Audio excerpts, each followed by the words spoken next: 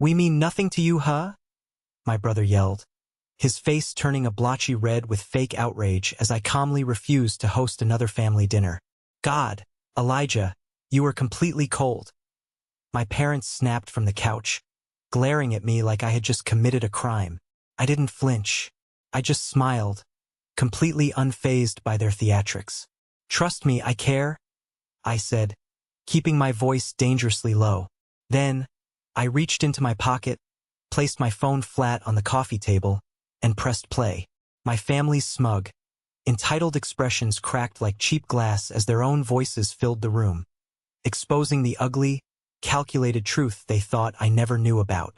Before I tell you about the satisfying, dramatic end to this mess, let me know where you are watching from in the comments below. The living room of my home felt suffocating, as though the oxygen had been slowly siphoned out of the space over the last hour. The air was thick, heavy with the sharp, artificial scent of pine needles from the towering Christmas tree in the corner, and the bitter, unspoken tension radiating from the three people sitting across from me. My brother, Matthew, stood near the brick fireplace. He was 35, 3 years older than me, but in that moment, he looked exactly like a petulant child who had just been told he couldn't have a toy he felt entitled to. His jaw was clenched so tightly I could see the muscles feathering beneath his skin, and his hands were curled into tight, aggressive fists at his sides. He had perfected this look over the years, the wounded, righteous victim who was somehow always being wronged by everyone else's boundaries. You are tearing this family apart, Matthew spat, his voice echoing off the hardwood floors and vibrating against the glass of the picture window. He ran a hand through his perfectly styled, expensive haircut, shaking his head in exaggerated disbelief. Over what, Elijah? Because you don't feel like cooking a turkey? Because you want to be selfish and sit around doing nothing while the rest of us actually try to maintain some traditions? My mother, Catherine, sat perched on the very edge of the tufted velvet sofa, her posture rigid and unforgiving. She wore her usual expression of deep, aristocratic disappointment. It was the exact same look she gave teenage cashiers who were too slow at the grocery store, or waiters who dared to bring her the wrong vintage of wine at a restaurant. I raised you better than this, Elijah, she said, her voice dropping to that lethal, quiet tone she used when she wanted a verbal strike to truly draw blood. Family makes sacrifices. Family shows up when it matters. But you just quit. You throw a tantrum and walk away from your responsibilities like a petulant child. It is honestly pathetic to watch. You are cold. Ice cold. Next to her sat my father, David. He didn't look at me. He never did when things got ugly. He just stared down at his expensive leather loafers, letting out a long, heavy sigh that seemed to carry the weight of the world, though he never actually lifted a finger to help carry it. He shifted his weight, crossing his arms over his chest, offering the silent, passive agreement that had empowered my mother and brother for my entire adult life. He was the anchor of their toxicity, never throwing a punch himself, but always holding me down so they could land theirs without consequence. I stood there, leaning casually against the doorframe leading into the hallway, my arms crossed lightly over my chest. My pulse was steady. It was a strange, almost intoxicating feeling. For the first time in my 32 years on this earth, my hands were not shaking in their presence. I didn't feel the desperate, clawing need to explain myself. I didn't feel the overwhelming urge to apologize, to smooth things over, to beg for their understanding so the yelling would stop. That version of Elijah was dead. They had killed him, slowly, methodically, over a decade of ungrateful dinners, endless criticisms, and calculated insults. So that is your final word? Matthew demanded, taking an aggressive step toward me. He puffed out his chest, trying to use his height advantage to intimidate me, a tactic that had worked wonders when we were teenagers. You are just going to abandon us on the holidays? You are going to punish your own flesh and blood because you are feeling a little tired from chopping some vegetables? Punish you? I echoed, letting out a short, hollow laugh that didn't reach my eyes. The sound seemed to startle them. Matthew, asking grown adults to figure out how to feed themselves for one night is not a punishment. It is just basic adulthood. Catherine gasped, pressing a hand to her pearl necklace in a display of theatrical shock. Do not speak to your brother that way. He works incredibly hard. He has a very demanding corporate job. You know he does not have the time to organize these elaborate things. You have the house for it. You have the culinary skill. It is your role, Elijah. It is the least you can do. My role, I repeated, tasting the bitter, metallic tang of the words. I looked at the three of them. I looked at the faces of the people who were supposed to love me unconditionally, but who, I had finally realized, only loved what I could provide for them. You think I don't care about this family. You think I am walking away over nothing. You think this is a sudden tantrum. I uncrossed my arms and walked slowly, deliberately, toward the center of the room.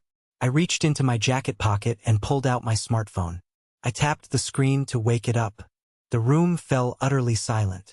Even Matthew stopped his pacing, his eyes narrowing in deep suspicion as he watched my hands. Trust me, I said, locking eyes with my mother, letting her see the absolute void where my affection for her used to reside. I care. I care a lot. In fact, I care so much that I started paying very close attention to exactly how this family operates when you think I am out of earshot. I placed the phone flat on the glass surface of the coffee table, right next to Catherine's untouched cup of tea. I opened an audio file. I hit play. The audio was crystal clear, recorded just 2 weeks prior. It started with the sound of a car door shutting, followed by my mother's unmistakable, sharp, complaining voice. I swear, if he makes that heavy risotto again, I am going to lose my mind. Her recorded voice complained through the small speaker. It is like eating wet cement. In the living room, Catherine's face instantly lost all its color. Her mouth dropped open, a sharp intake of breath hitching in her throat as she recognized her own malicious tone. The recording continued. It was Matthew's voice next, letting out a loud, mocking groan. Just tell him it is dry. Tell him it lacks flavor. You know how desperate he is for your approval, Mom. If you criticize it, he will just try harder next time.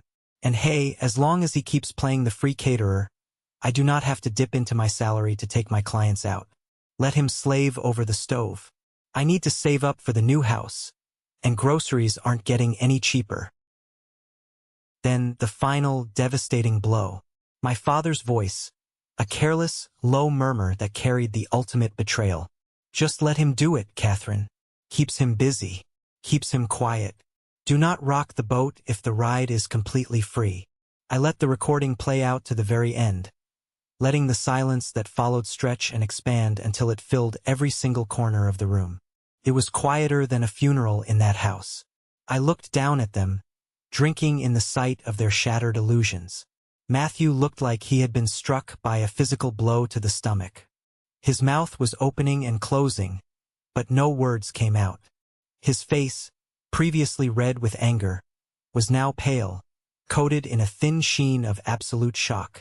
Catherine's eyes were darting wildly around the room, panicking, as if looking for an escape route from her own words. She gripped the armrest of the sofa so tightly her knuckles turned completely white. David finally looked up, his eyes wide, his expression a mixture of profound guilt and sheer panic. The power dynamic in the room shattered into a million unrecoverable pieces. The invisible chains they had wrapped around my neck for years simply dissolved into thin air. I picked up my phone, slipped it back into my pocket, and looked at the people who shared my blood. If they wanted to know why I had become so cold, if they wanted to understand how we got to this exact moment of total destruction, they needed to remember where it all started. Because this explosion was not sudden. It was a slow burn, a fuse that had been lit 10 long, exhausting years ago. 10 years ago, my life looked vastly different. I was 22 years old, fresh out of culinary school, full of naive optimism, and incredibly eager to prove myself to the world. But mostly, I wanted to prove myself to my family. I had just scraped together enough money for the down payment on my first home, a small, charming little place nestled in the mountains of Asheville. It was definitely not a mansion, but it had beautiful, original hardwood floors that I had sanded and refinished with my own 2 hands, and a dining room just large enough to fit a proper table for a gathering. That year, I excitedly volunteered to host Thanksgiving. I wanted to show my parents that I was doing well, that I was an adult capable of taking care of them for once. I wanted to give them a space to relax. I spent an entire week planning the menu down to the smallest detail. I woke up before dawn to brine the massive turkey in apple cider and peppercorns. I drove to 3 different farmers markets across town to find the absolute freshest herbs and heirloom vegetables. I spent hours meticulously setting the table, folding the heavy linen napkins into intricate shapes, polishing the antique silverware I had found at a thrift store until it shined like mirrors. I wanted the house to smell like rosemary, citrus, and wood smoke from the fireplace. I wanted it to be an absolute haven. When they arrived that first year, their reaction was exactly what I had hoped for. There were warm smiles. There were actual hugs. There was genuine laughter echoing off the freshly painted walls. My mother complimented the sage and sausage stuffing, saying it was better than her mother's. My father actually had a second plate of food, a rare occurrence. Matthew patted me on the back, holding a beer, and told me I threw a genuinely great party. For a brief, fleeting moment, sitting at the head of that table, I felt like the glue holding our family together. I felt seen. I felt loved. I felt like I finally had a secure place in their hearts. But looking back with the clarity of hindsight, that Thanksgiving was the bait. It was the heavy steel trap slowly snapping shut around my ankle. Because from that day forward, the expectation was permanently set in stone. I was no longer just a son or a younger brother. I became the family venue. I became the free event planner, the unpaid executive chef, the live-in maid for every single occasion on the calendar. It snowballed with terrifying speed. Thanksgiving led directly to Christmas. Christmas led to Easter brunch. Then came the birthdays, the 4th of July barbecues, the Labor Day cookouts, and eventually, the random Sunday dinners when Catherine simply didn't feel like turning on her oven or paying for a restaurant. At first, I honestly didn't mind. I convinced myself this was simply what a good son did. I told myself that acts of service were my love language, and this was how I showed I cared. I completely ignored the bone-deep exhaustion that seeped into my muscles after standing in the hot kitchen for 14 hours straight. I ignored the massive grocery bills that were slowly but surely draining my meager savings account. I just wanted to see them gathered around my table, smiling. But slowly, over the years, the warmth completely drained out of the tradition. The thank yous grew shorter, more perfunctory, until they vanished entirely. The warm hugs at the door turned into brief, obligatory nods, or sometimes just a complaint about the traffic. They stopped asking if I could host and started informing me that I would be hosting. A text message would light up my phone on a random Wednesday afternoon while I was at work. It would be from Matthew. Coming over for dinner on Sunday at 6. Make sure there is steak. I'm craving a ribeye. Not a question. Not a polite request. Just a directive, as if I were a short-order cook waiting on his command. When Sunday arrived, Matthew would walk through my front door, drop his heavy coat on my favorite armchair, and head straight to the couch to turn on whatever sports game was playing. He never offered to chop a vegetable. He never offered to pour the wine. He just waited impatiently to be served. He loved to brag about his 6-figure salary, loudly discussing his end-of-year bonuses, his stock options, and his growing investment portfolio. Yet he never once offered to chip in a single dollar for the massive, expensive prime rib I was roasting in the kitchen. He claimed he was saving every penny for his future kids' college fund, so his money was strictly off-limits. My money, apparently, was public domain. My mother, Catherine, evolved from a gracious guest into a harsh, relentless food critic. She would walk into my kitchen, her heels clicking aggressively on the tile floor, and immediately start lifting the lids off my simmering pots, releasing the steam into the air. She would sniff the sauces, wrinkle her nose in disgust, and shake her head mournfully. "You used regular butter for this?" she would ask, her tone dripping with intense disappointment, as if I had poisoned the food. "Elijah, you know we are trying to eat cleaner. You really need to be more considerate of our cardiovascular health. This is just irresponsible. She commanded the room like a wealthy matriarch dividing up a massive inheritance. If I made a rich, creamy seafood chowder, she complained it completely lacked refinement and sat too heavy in her stomach. If I baked crusty, artisan sourdough bread from scratch, she sighed loudly, remarking that my grandmother's bread had been much softer and easier to chew. Nothing was ever right. The goalposts were constantly moving, ensuring I could never actually win. The worst incident, the one that truly cemented her cruelty in my mind, happened during a random dinner in late October. I had spent 5 agonizing hours making a complex, slow-cooked butternut squash and sage risotto. It required constant stirring, constant attention, and perfect timing. When I finally brought the steaming, fragrant bowl to the table, hoping for at least a tiny nod of approval, Catherine took one small, tentative bite. She chewed slowly, her eyes fixed blankly on the wall. Then, she set her silver fork down with a loud, dramatic clatter against the porcelain plate. "Heavy food, Elijah," she muttered, pushing the plate away from her as if it deeply offended her sensibilities. "It sits like a brick. You should really think lighter next time. This is just clumsy cooking. A heavy hand in the kitchen is the mark of an amateur." I felt my chest tighten, a lump forming in my throat. I looked across the table at Matthew, desperately hoping he might defend me, just once. Instead, Matthew just laughed around a massive mouthful of the risotto. "Yeah, bro, I am going to need a lawyer to defend my diet if you keep feeding us this heavy stuff. There's too much calories. Keep it light next time." I looked at my father. David just sat at the head of the table, his shoulders slouched. He took another bite of the risotto, chewing quietly. He heard every single insult. He saw my face fall, the light leaving my eyes. But he said absolutely nothing.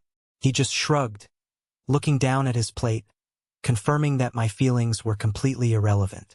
His silence was a thick, suffocating blanket that wrapped tightly around my throat. Things escalated to an entirely new level of disrespect when Matthew realized my dinners could actually benefit him professionally. Without asking me, without even a warning text message, the doorbell rang one Sunday evening. I opened it to find Matthew standing on my porch with 3 strange men dressed in expensive, tailored suits. "Hey man," Matthew said casually, brushing right past me into the hallway. "Brought some guys from the firm. Samuel here is a huge fan of barbecue, so I told him my little brother makes the absolute best ribs in town. Thought we'd do a little networking." I stood frozen in the hallway, staring at the strangers taking off their shoes. I had prepared a modest meal for 4 people, not a massive feast for 7 grown men. I had to sprint to the kitchen, scrambling to stretch the food, digging into the depths of my freezer to find frozen appetizers, sweating profusely over the stove while Matthew sat comfortably in my living room, pouring my expensive, aged whiskey for his colleagues. He used my home, my intense labor, and my money to impress his boss in hopes of securing a massive promotion and a salary bump. He didn't introduce me as the homeowner or the chef who was feeding them. He introduced me with a dismissive wave of his hand, like I was the hired help, the catering staff. And the uninvited guests never apologized for the intrusion. They just ate my food, drank half a bottle of my liquor, talked loudly about their golf swings, and left my house a total, disastrous mess. My neighbor, Carter, saw the depressing aftermath the next morning while I was dragging 3 massive, heavy trash bags to the curb in the freezing cold. Carter was an older guy, retired military, sharp-eyed and brutally blunt. He walked over, leaning against the chain-link fence separating our properties, watching me aggressively scrub a massive, grease-stained roasting pan with a freezing garden hose. "You throw a lot of parties, Elijah?" Carter noted, taking a slow sip of his black coffee from a thermal mug. "Family dinners," I corrected him defensively, wiping a mixture of sweat and freezing water from my forehead. "Just doing my part to keep everyone together." Carter studied my face for a long, uncomfortable moment. He didn't smile. His eyes were intensely serious. "I see your brother driving up here in his fancy sports car every weekend. I see your mother marching up those steps like she owns the entire block. But you know what I never see? Son? I never see them carrying a grocery bag. I never see them bringing a bottle of wine. I never see them taking out the trash when they leave. I looked away, staring at the soapy water pooling on the concrete, feeling a sudden, intense flush of hot embarrassment creep up my neck. It's fine. It's family. You don't keep score with family. Elijah, Carter said, his voice dropping to a serious, warning tone that commanded attention. You are bleeding yourself dry to keep them warm. You are buying their company with your sweat and your paycheck. You are way too generous to people who do not even know how to spell the words, thank you. His words hit me like a physical blow to the stomach. I laughed it off awkwardly, pretending I didn't know what he meant, insisting he was misreading the situation. But long after he walked back into his house, his warning echoed loudly in my mind. He was right. I wasn't a beloved son or an equal brother to them. I was a resource, and resources are meant to be relentlessly depleted until there is nothing left. That brief conversation planted a tiny, hard seed of deep resentment in my chest. It grew quietly over the next few months, feeding on every ignored text message, every cruel, backhanded compliment about my cooking, every empty, expensive wine bottle I had to throw away on Monday mornings. The foundation of our relationship was violently cracking, and the total collapse was inevitable. It all finally came crashing down the year I tried one last, desperate time to give them the perfect Christmas. By the time late December finally rolled around, the tension building inside my chest felt like a tightly coiled metal spring, ready to snap at any second. I was exhausted, physically run down, and financially drained from a year of funding their weekly feasts. But some small, incredibly desperate part of my inner child still believed I could fix it. I foolishly told myself that if I could just execute a flawless holiday, if the food was spectacular, if the house looked like a magazine cover, if I anticipated their every need, they would finally see my effort. They would finally drop their harsh armor, apologize for taking me for granted, and give me the genuine love and respect I had been starving for over the last 10 years. I went completely, absurdly overboard. I spent nearly $2,000 on groceries, imported wines, and lavish decorations. I bought a massive, fresh-cut noble fir tree that barely fit in the living room and spent 6 hours stringing it with hundreds of warm white lights and delicate glass ornaments. I polished the antique silverware I had bought at an estate sale until my fingers ached. I carefully ironed the heavy linen tablecloths to remove every single crease. I planned a menu that would have severely stressed out a professional restaurant kitchen brigade. A perfectly roasted prime rib with a complex red wine reduction, seared jumbo scallops with brown butter, a rich, Gruyere potato gratin, roasted root vegetables tossed in a honey thyme glaze, and 3 different types of intricate, homemade desserts. I didn't sleep for 2 entire days. My lower back throbbed with a dull ache. My fingers were burned and calloused from the hot pans, but I pushed through the pain with a manic energy. When I finally pulled the massive prime rib out of the oven to rest on the cutting board, the entire house smelled absolutely incredible. The dining table glowed beautifully under the warm candlelight, the crystal glasses sparkling. It was, objectively speaking, a masterpiece of hospitality. At exactly 4 p.m., the front door swung open violently without a knock. They had arrived. There was no warm greeting, no cheerful Merry Christmas. No, wow, the house looks beautiful, Elijah. Matthew walked in first, stomping clumps of dirty snow off his heavy boots directly onto my freshly vacuumed rug. He threw his wet winter coat over the back of a pristine dining chair, completely ignoring the empty coat rack standing right next to him. Catherine followed close behind, brushing past me with a curt, barely there nod. She walked straight into the dining room, her sharp eyes scanning the elaborate table, setting like a health inspector, desperately looking for a violation to write up. David trailed slowly behind them, hands shoved deep in his pockets, offering a quiet, non-committal grunt in my general direction. "Did you turn the heat down in here?" Catherine asked immediately, wrapping her expensive cashmere cardigan tighter around her shoulders and shivering dramatically. It feels like a literal refrigerator in here. Elijah, we are all going to catch pneumonia before the appetizers are even served. It's set to 72 degrees, Mom, I said softly, gripping the edge of the kitchen counter to steady my trembling hands. Well, it feels terribly drafty, she snapped, moving to inspect the food I had carefully laid out on the buffet. She lifted the foil covering the bubbling potato gratin, releasing a cloud of steam, and immediately frowned. You used Gruyere cheese again? You know Matthew doesn't like strong cheeses. Why do you always have to make things so needlessly complicated? Simple, plain mashed potatoes would have been perfectly fine. Now he has nothing to eat. I felt a muscle jump erratically in my jaw. It's a classic French recipe, Mom. I thought.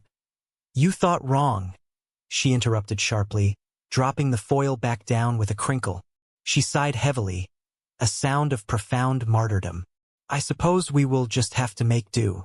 As always, we will survive. I retreated into the kitchen, my hands shaking violently with a confusing mixture of deep rage and profound, crushing sadness. I poured myself a glass of ice water, gripping the cold glass, desperately trying to steady my breathing before I lost control. It was happening again. The exact same cycle. No matter what I did, no matter how much money I spent or how much I physically bled for them, it was never, ever enough. 10 excruciating minutes later, I called everyone to the table. We sat down. The silence was thick and oppressive, broken only by the clinking of heavy silverware against porcelain plates. Matthew loaded his plate, taking massive, greedy portions of the prime rib and completely ignoring the carefully roasted vegetables. He didn't speak to me. Instead, he pulled out his smartphone and started texting rapidly under the table, laughing quietly to himself at whatever was on his screen. Matthew, please put the phone away, I said, trying to keep my voice even and calm. It's Christmas dinner. Can we just be present for an hour? Matthew rolled his eyes dramatically, tossing the phone onto the linen tablecloth with a thud. Relax, Elijah. It's just Dylan. He was asking how the royal banquet was going and if I survived the appetizers. Dylan was a guy I had known since my freshman year of college. We weren't absolute best friends, but we hung out occasionally, grabbing beers after work. I had invited him over for drinks later that evening. Oh, Catherine chimed in, suddenly interested, taking a tiny, delicate bite of the prime rib. And what exactly did you tell him? Matthew let out a short, incredibly cruel laugh. I told him the food was decent, but the atmosphere was as tense as a messy divorce settlement. Honestly, Elijah, you always look so stressed out and miserable when you host. It ruins the vibe for everyone else. You need to lighten up and stop taking yourself so seriously. I stared at him, my vision actually blurring slightly at the edges. I look stressed because I have been cooking for 2 days straight, entirely alone, while you walk in here and do absolutely nothing but complain. Matthew scoffed loudly, waving his fork at me. Hey, nobody asked you to go crazy, man. You chose to make all this fancy crap to show off. Do not sit there and play the bleeding martyr just because you want a medal for boiling some potatoes. My father finally cleared his throat, staring fixedly at his water glass, desperate to avoid eye contact. Boys, let's just eat. Don't start this tonight. Not on Christmas. The rest of the dinner was a horrifying blur of passive-aggressive comments, subtle digs, and suffocating tension. I barely touched my own food. The expensive prime rib tasted like dry ash in my mouth. Then came the final blow. The moment that cleanly snapped the camel's back, breaking 10 years of conditioning in a single instant. It was time for dessert. I stood up, taking a deep breath, ready to go to the kitchen to bring out the delicate chocolate tarts and the complex, homemade pear galette I had spent 3 meticulous hours assembling that morning. Before I could take a step, Matthew stood up from his chair. Hold on, I got this, he said, an incredibly smug, victorious grin spreading across his face. He walked confidently into my kitchen. I heard the refrigerator door open and close. He walked back into the dining room holding a bright orange, cheap plastic container. It was a store-bought, mass-produced pumpkin pie. The kind you buy at the discount supermarket for $5. It looked rubbery and sad. He set it right in the dead center of the table, pushing aside the crystal candle holders to make room. "What is that?" I asked, my voice barely a raspy whisper. "Insurance," Matthew said brightly, pulling off the plastic lid with a loud pop. "Dylan actually texted me earlier today. He said, 'Knowing your brother, he'll make some weird, complicated dessert nobody likes. Let me drop off a real pie so you guys actually have something good to eat.' So, he left this on the porch for me an hour before we got here.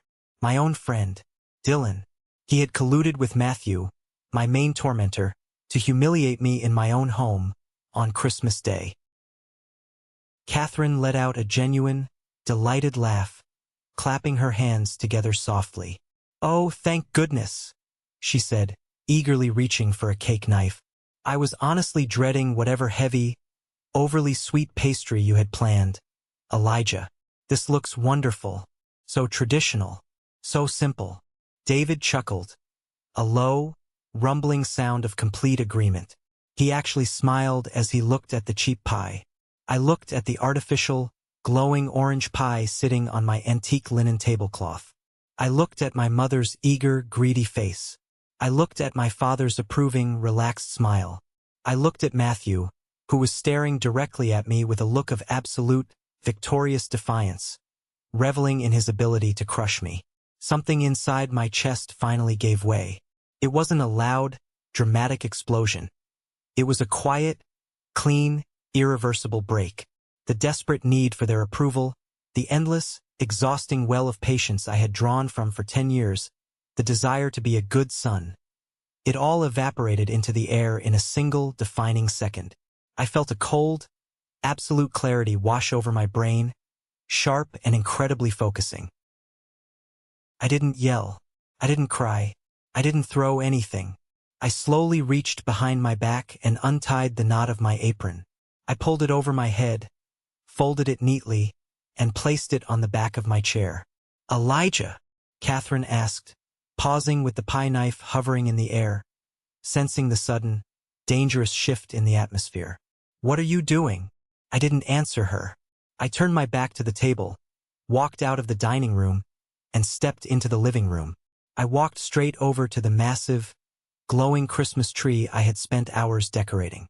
I reached down to the wall outlet, grabbed the thick green cord, and violently yanked it out of the socket.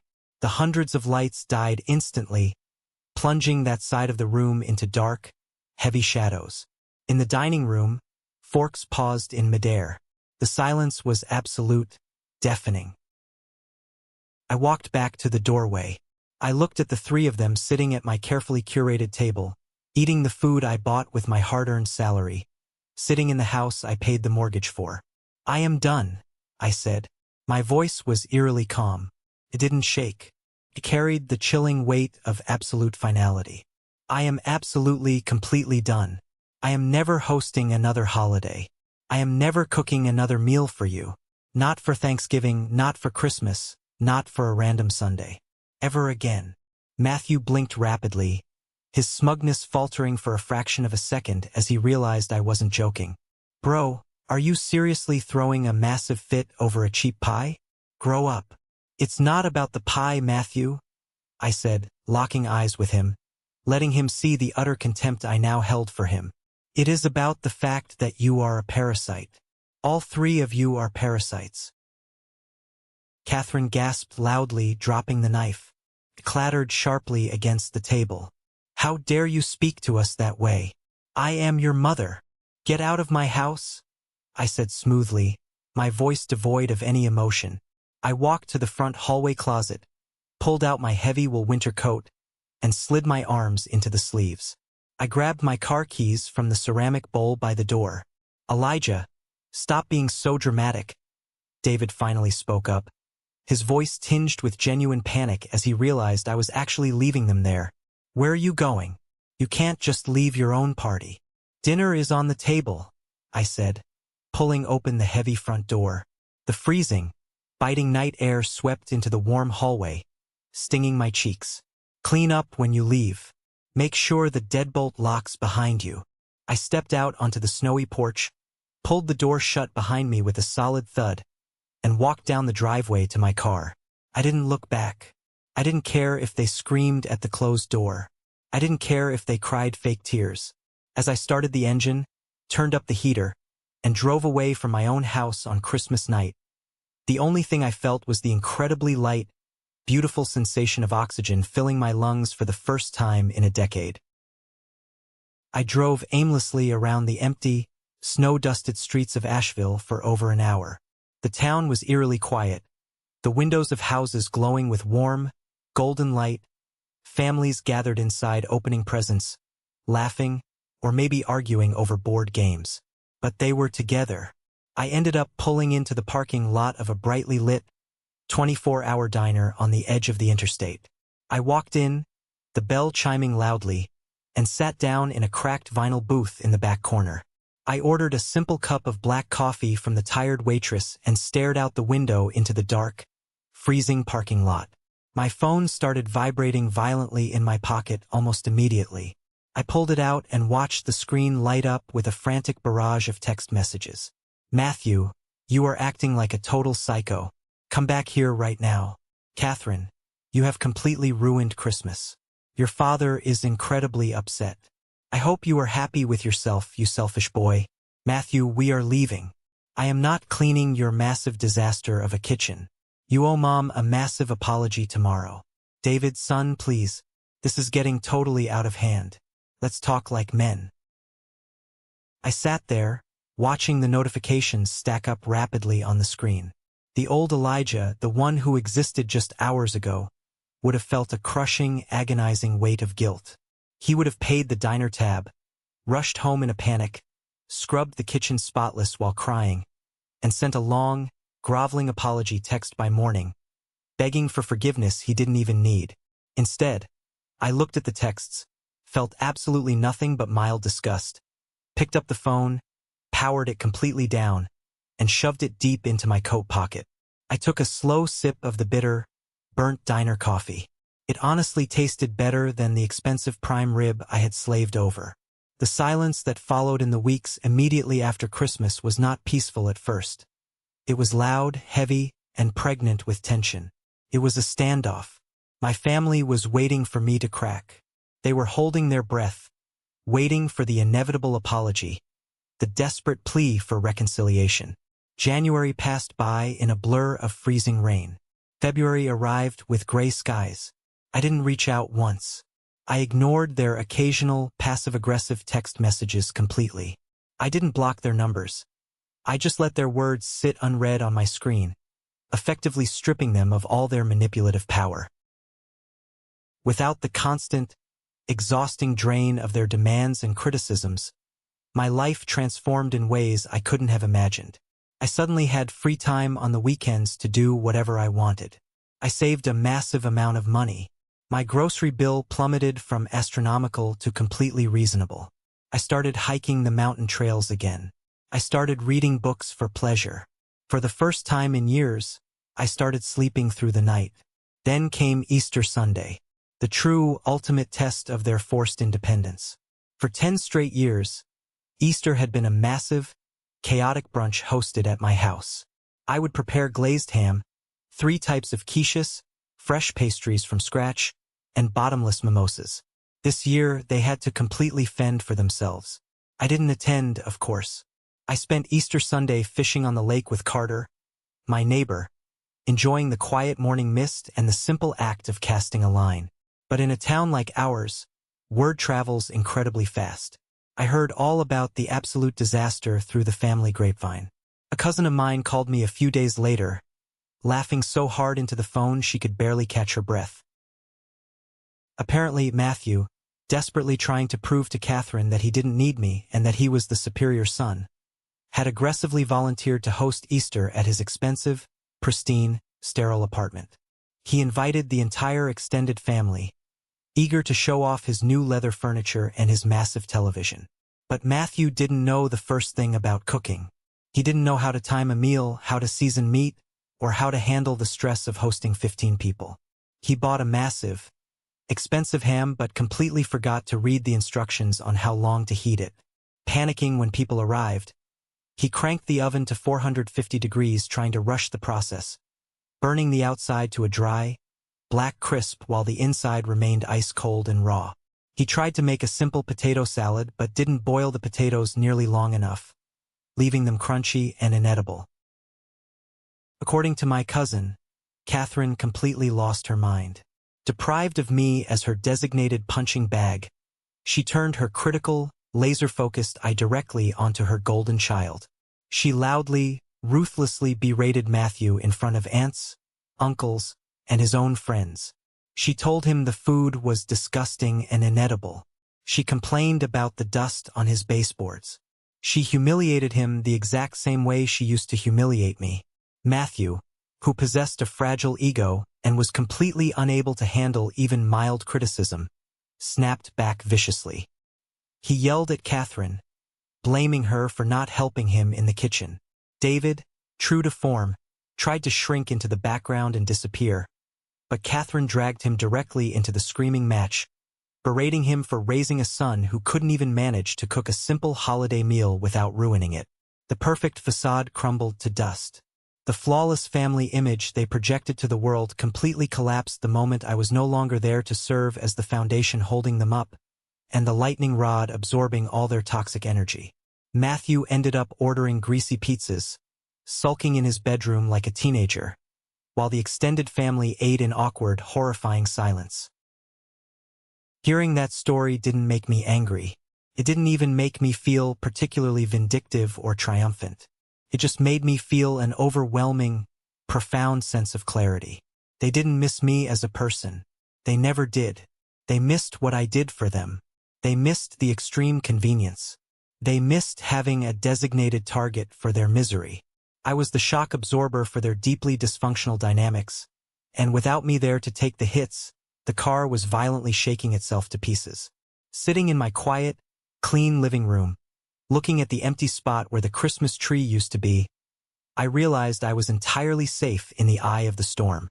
The chaos was raging wildly around them, destroying their relationships, but it couldn't touch me anymore. But toxic people like Catherine and Matthew don't surrender that easily. When an abuser loses total control of their victim, they don't reflect on their horrible actions.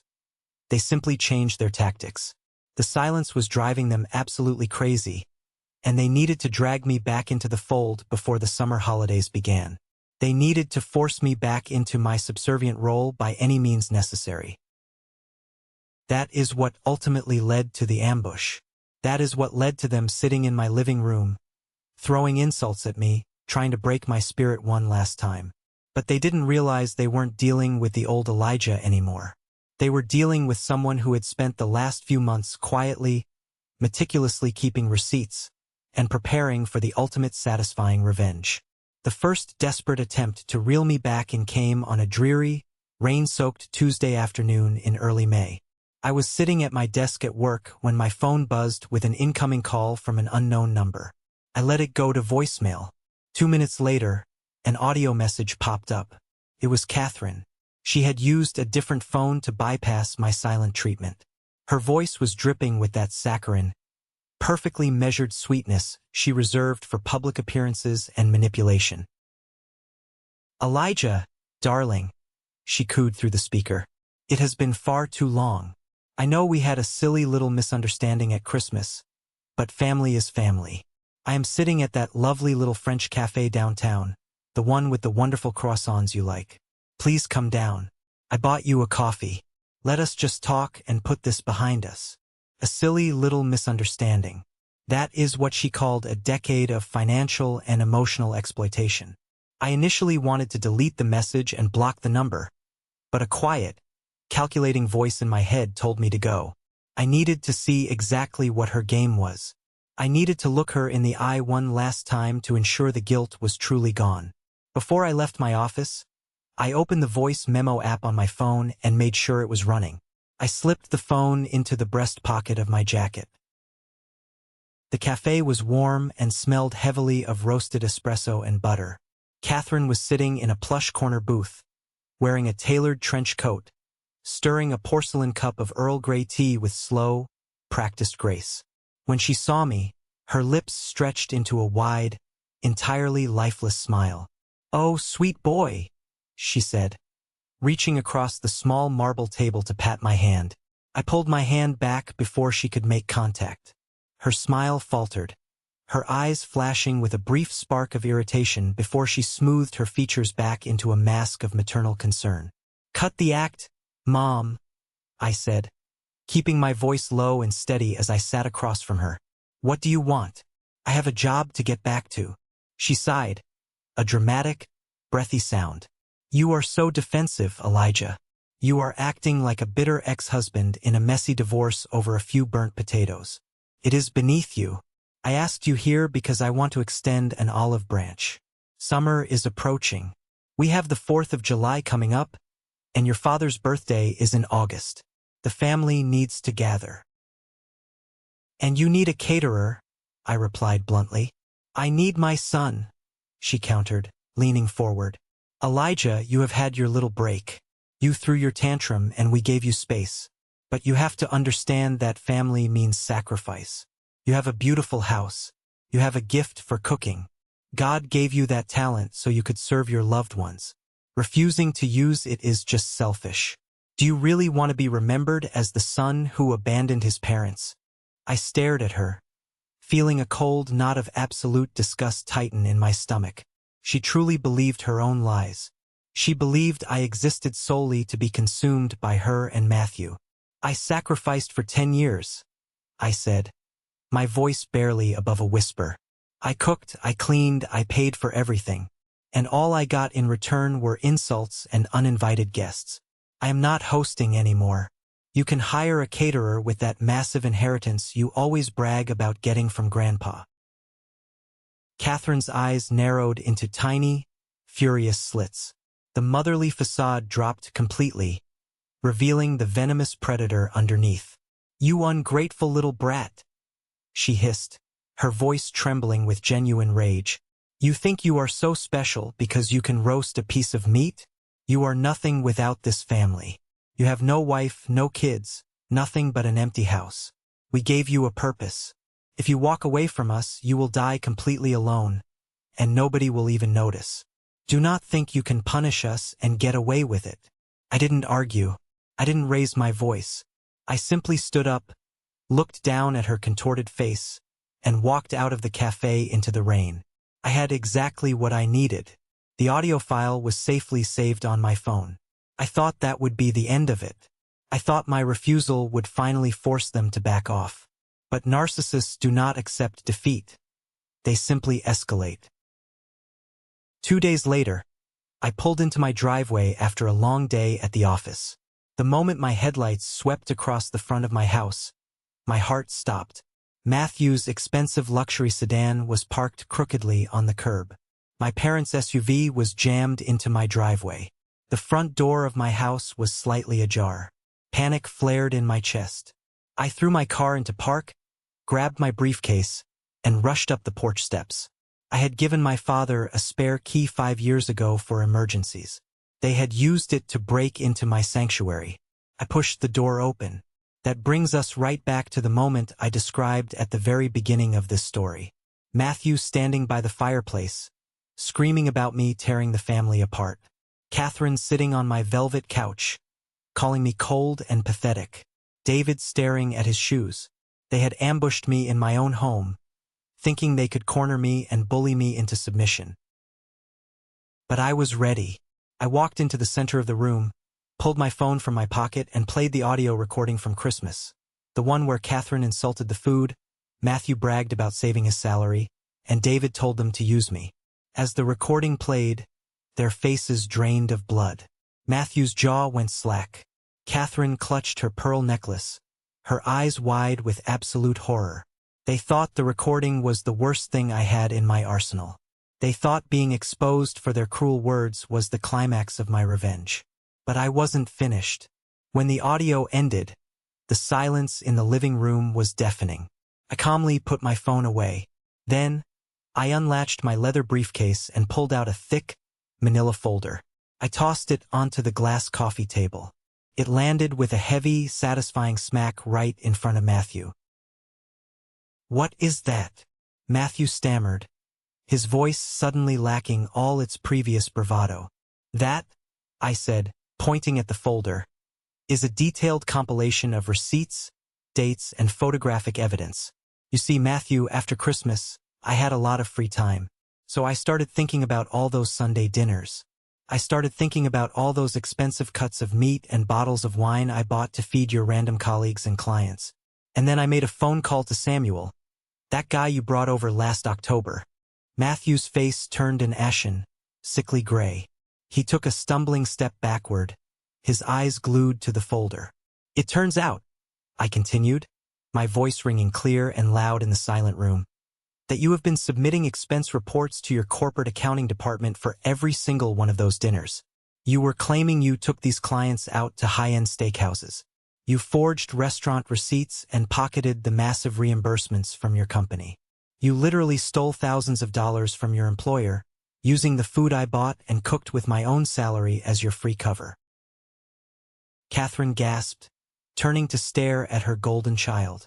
Matthew? What is he talking about? It gets better, Mom, I said, not taking my eyes off my brother's terrified face. He didn't just use that stolen money for his new house. While he was sitting at my table eating the food he complained about, he was padding his bank account with corporate fraud. And I have every text message, every date, and a signed statement from Samuel confirming he was eating at a private residence, not a restaurant. Matthew looked like he was going to vomit.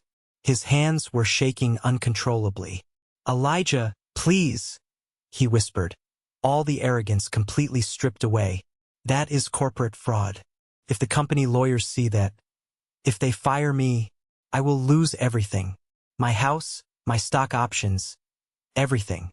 You should have thought about that before you called me a parasite in my own home, I said coldly. I looked at my parents. Catherine was physically shaking, her perfect image of her successful son shattered into pieces. David was staring at Matthew with a look of profound, sickening disappointment. Get out, I commanded, my voice booming through the room. All three of you, get out of my house. Leave your keys on the counter, and never, ever speak to me again. They didn't argue. They didn't yell. They practically scrambled over each other to get out the front door, fleeing from the truth they could no longer deny. As the door clicked shut behind them, I stood alone in my living room, the crushing weight of a decade entirely lifted from my shoulders. This is the moment that changes everything, the moment I finally took back control of my life. Thank you so much for your patience and for staying with me until now. You've been amazing. Please give this video a like and comment, one, below to let me know you've made it this far. Not only does this help more people find this story, but it also lets me know that my experiences truly mean something to someone. Your support is my greatest motivation to keep sharing the rest of this journey. The morning after the ambush, I woke up before the sun. The house was completely silent, but for the first time in years, it wasn't a lonely silence. It was a peaceful, expansive quiet. I walked into the dining room and stared at the massive, 10-seater mahogany table taking up almost the entire space.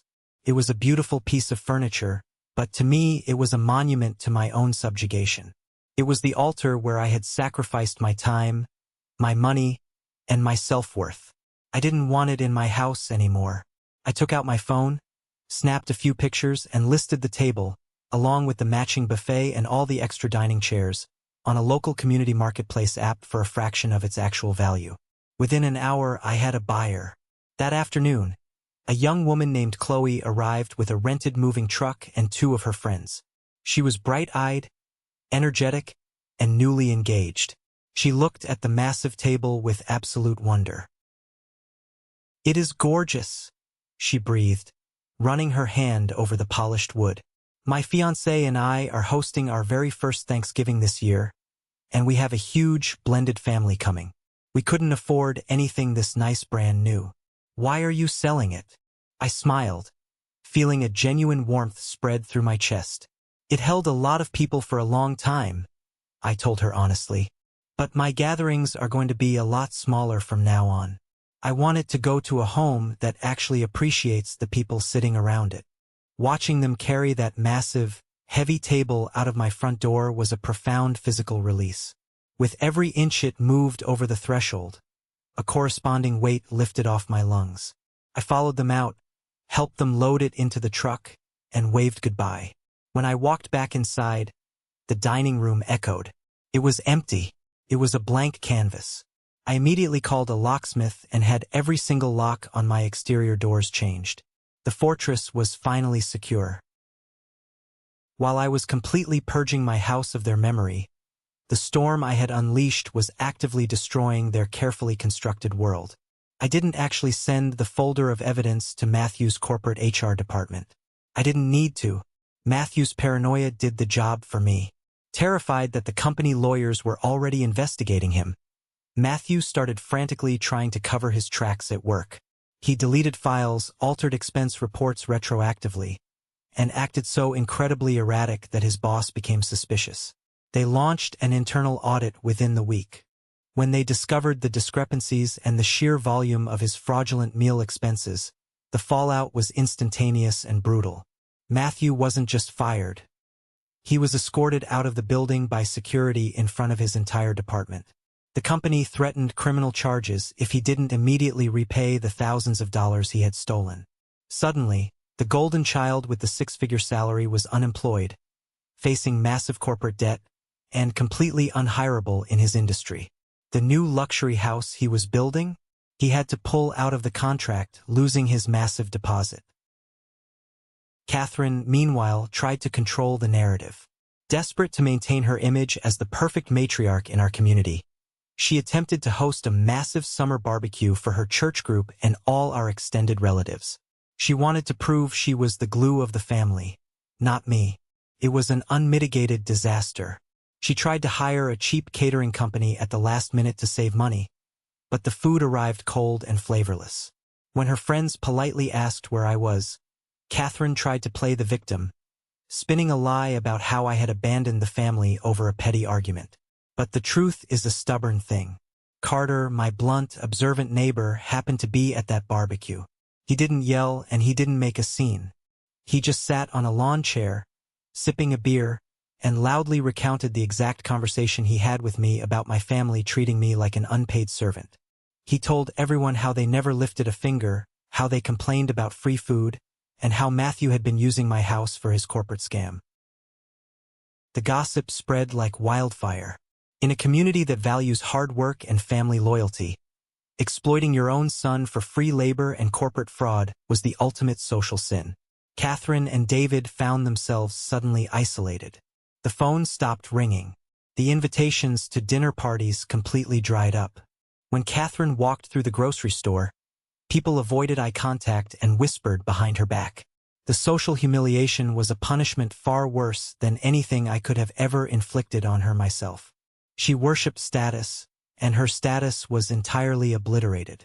The heavy, crushing judgment of the community had finally fallen squarely on the people who deserved it. 6 months passed. The blazing heat of summer faded into the crisp, beautiful chill of autumn. The leaves in the Asheville Mountains turned brilliant shades of gold and crimson. My life had settled into a rhythm so peaceful and fulfilling, it almost felt like a dream. I had replaced the massive dining table with a small, beautiful round oak table that comfortably seated 4 people. It sat directly in the center of the room under a warm pendant light. On a chilly Friday evening in November, that small table was perfectly set. The air smelled of roasting garlic, fresh thyme, and baking bread. I was hosting dinner, but this time it was entirely on my own terms. Carter sat to my right, laughing heartily as he poured a deep red wine into our glasses. Chloe, the young woman who had bought my old table, sat across from me with her new husband. We had kept in touch after the sale, bonding over our shared love of cooking. The dinner was simple, a rustic chicken stew with root vegetables and a crusty baguette, but it was prepared with absolute joy. There were no complaints about the food being too heavy. There were no passive-aggressive sighs. There were no uninvited guests crashing the evening. There was just genuine conversation, loud laughter, and a deep, abiding respect for the effort I had put into the meal. As I looked around that small table, Listening to the clinking of glasses and the warmth of real friendship, I realized that my home finally reflected who I was. Joy had taken the permanent seat that duty and obligation had occupied for a decade. The universe has a funny way of rewarding you when you finally stand up for your own worth. A few weeks later, I volunteered to run the kitchen for a local charity gala aimed at raising funds for a children's hospital. I spent 3 days prepping a massive menu, pouring all the culinary passion I had rediscovered into the food. During the event, a man in a sharp suit walked into the bustling kitchen. He had a stern face and intensely observing eyes. It was Gabriel, the executive chef and owner of 3 of the most prestigious, high-end restaurants in the state. I recognized him immediately from magazines. He walked directly up to my prep station, picked up a tasting spoon, and sampled the complex, dark cherry reduction I was finishing for the duck dish. He closed his eyes, tasting it slowly. My heart pounded against my ribs. He opened his eyes and looked at me. "Who taught you how to balance acid and fat like this?" he asked, his voice rough. "I taught myself mostly," I replied, wiping my hands on my apron. "Trial and error in my home kitchen."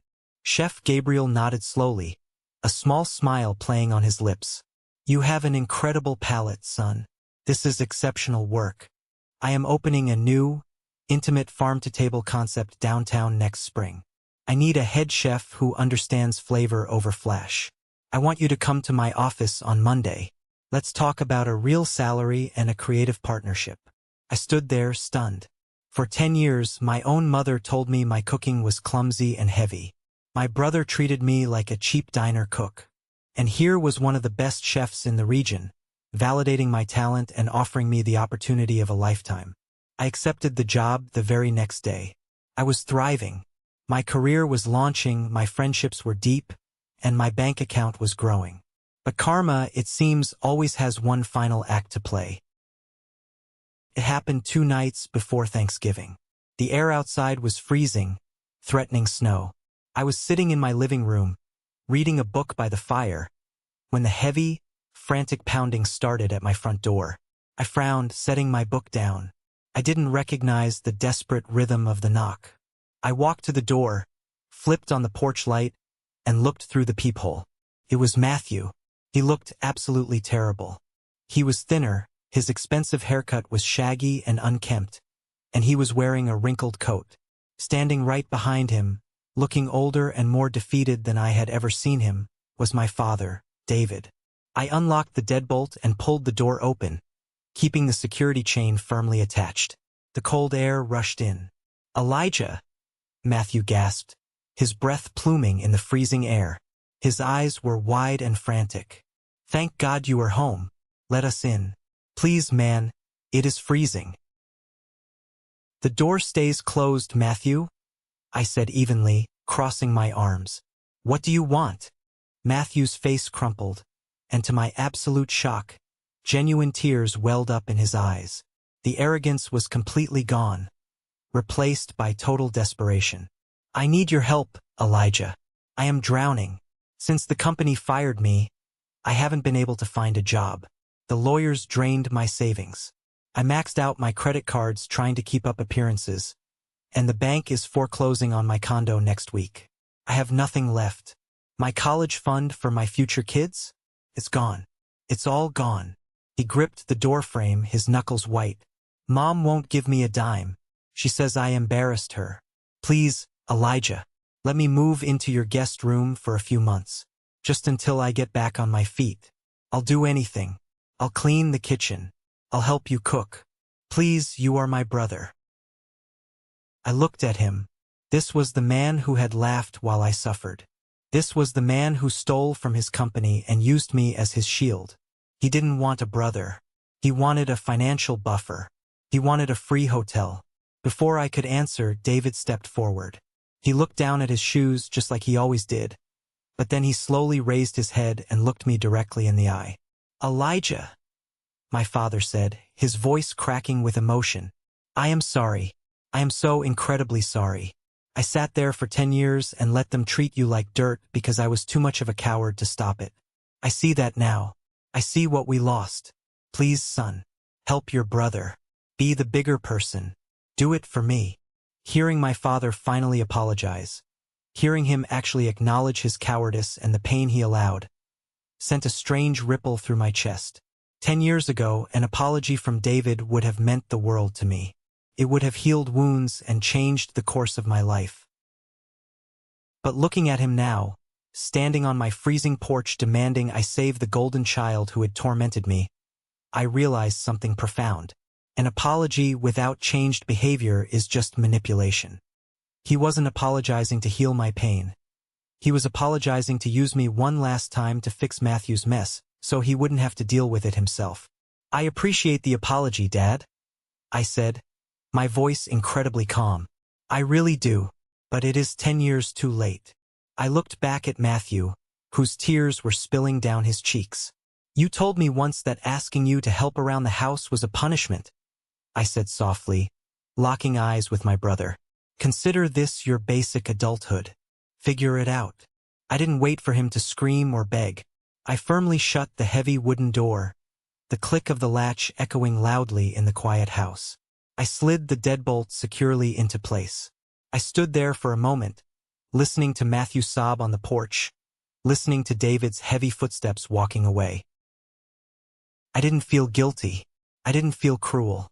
I felt an absolute, unshakable peace. I turned off the porch light, walked back into my warm living room, and sat down by the fire to finish my book. A few weeks later, I stood alone by the edge of the French Broad River. The sun was dipping low over the mountains, painting the moving water in brilliant, fiery shades of gold and deep purple. The winter breeze was sharp, but my heavy coat kept me warm. I watched the water rush past the smooth stones, completely untethered, completely free. That was exactly how my chest felt. For the majority of my life, I believed a dangerous lie. I believed that family was a blood contract you could never break, no matter how much it damaged you. I believed that if I just loved them hard enough, if I sacrificed enough of my own happiness, I could eventually buy their respect. I spent a decade setting myself entirely on fire just to keep them warm, and they complained about the smell of the smoke. But walking away from that dining room table taught me the most valuable lesson of my life.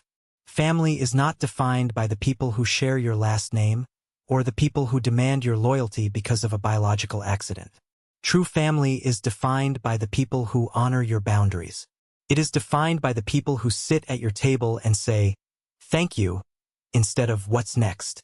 Leaving a toxic environment does not make you cold. It does not make you selfish. Cutting off access to your energy when it is constantly abused is the ultimate act of self-respect. I had to become the villain in their heavily fabricated story so that I could finally become the hero in my own real life. And standing there by the river, breathing in the crisp air, I knew with absolute certainty that I would never, ever go back to the dark.